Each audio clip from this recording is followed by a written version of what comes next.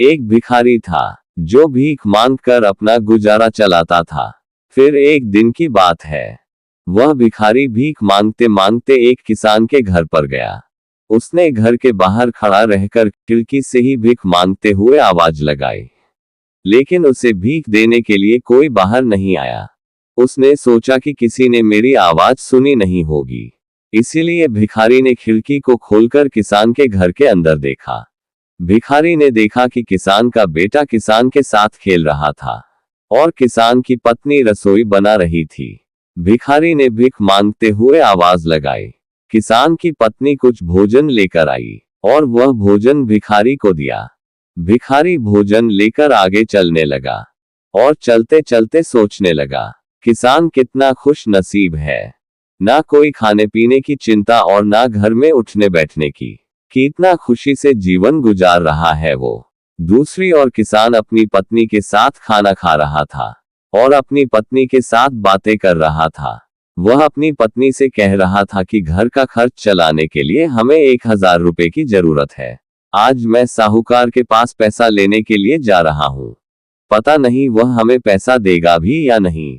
किसान की पत्नी ने किसान से कहा, हमने आगे भी उनसे कुछ पैसे उधार लिए थे जो हमने समय सर लौटा दिए हैं, इसीलिए वह हमें उधारी में पैसा जरूर देगा।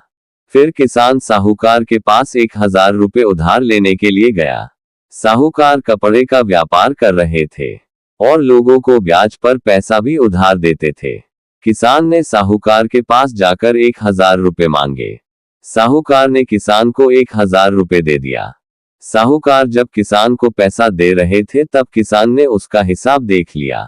किसान जब पैसों को लेकर अपने घर वापस जा रहा था तब सोचने लगा, मेरा भी क्या जीवन है, 1000 रुपए के लिए मैं दर दर ठोकरें खाता हूँ और ये साहूकार को देखो, कितने हजारों का व्यापार वो एक ही दिन में कर देता है।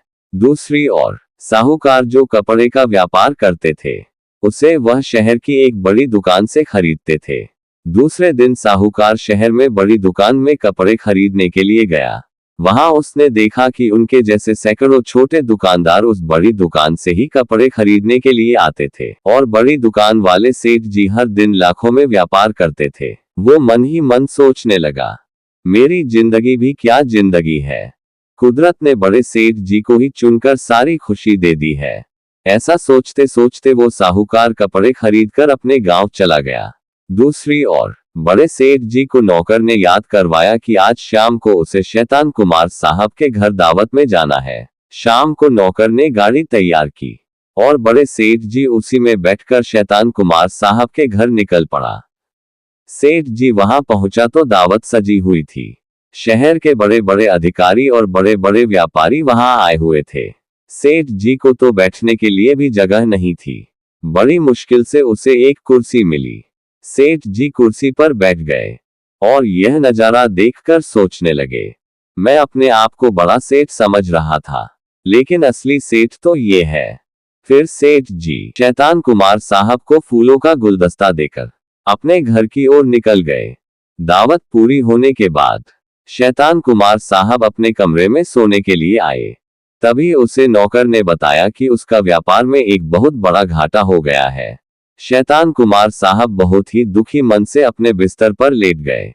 उसका सर भी बहुत दर्द कर रहा था।